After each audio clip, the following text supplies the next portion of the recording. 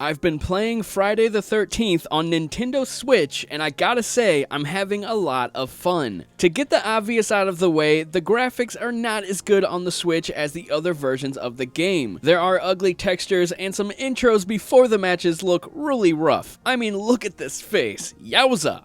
Animations are stiff, and movement feels a bit clunky. However, and I mean the biggest however ever, it all works as part of the game's chaotic charm. Working as a team to take on Jason is a ton of fun. There are multiple ways to escape, whether it's via car, calling the police, or actually taking down the mass murderer. At the beginning of the match, you can decide who does what. One player can grab the car battery, another can find the key, and another can find some gas. However, while you're split up, it's pretty terrifying knowing that Jason could be around any corner. And because a different person is playing as Jason every match, it'll always be a different strategy. So you really have to think things through with your team in order to stay alive. This type of online cooperative experience is still rare on the Nintendo Switch. Using in-game voice chat with my new, recently reviewed PDP headphone jack controller made me feel like I was playing on another platform entirely. It honestly got me wishing Nintendo would leave behind their smartphone voice chat app because we know the Switch is capable of normal voice chat, but that's an argument for a different time. Luckily, I haven't experienced any terrible lag. I played with a group of YouTubers and industry people because the online servers aren't full yet since the game isn't out. And honestly, I feel like that's the best way to play. Rivalry and trash talking never really gets old since whoever plays as Jason is randomized every match. Playing as Jason is a totally different gameplay experience. You have different types of abilities at your disposal to find and murder people. Jason can teleport across the map, he has a listening mode so you can hear anyone around in the area, and he can even sense whether or not someone is in a house. All of Jason's abilities are just enough to keep you on their tail, but not enough so that the game is easy as pie. You'll still have to strategize and make a plan no matter who you're playing as during the match. As I mentioned before, the Nintendo Switch version doesn't look as good as rival platforms. Luckily, the frame rate is pretty solid, so the gameplay is largely the same as other versions. However, if you're wanting to truly feel engrossed in this murder spree experience, it's best to pick up another version of the game. For me, the game is already a janky mess on any platform you're playing on, so honestly, I don't mind the graphical downgrade. In some instances, it almost feels like it adds more to the game's charm. Friday the 13th is honestly a buggy mess, but because of this, you never really know what to expect. For example, you can see me chasing Wood, who you might know as beat-em-ups on YouTube. The clock is getting close to 0 and I was on his tail for a long time. However, when I get to him, it doesn't look like I completely killed him before the clock was up, but the game actually registered it as a murder. It was a really intense moment that had me on the edge of my seat, and it was hilarious in the chat afterwards when we didn't really know what happened until the game told us. These types of moments are not far and few between in Friday the 13th. Almost every match has a memorable moment. Here's another spot where the guys thought they were going to get away from me, but 8-Bit Eric is a terrible driver and crashed them into the fence. I was able to teleport right to where they were and start killing them. And what's great is the game uses proximity chat, so if you're close to other players on the map, you can hear what they're saying. So while they were crashing and I was trying to murder them, they were screaming at each other and laughing hysterically, and so was I. Another cool thing the game offers is single-player challenges and customized matches. So even if you aren't connected to the internet, you're still able to play traditional Friday the 13th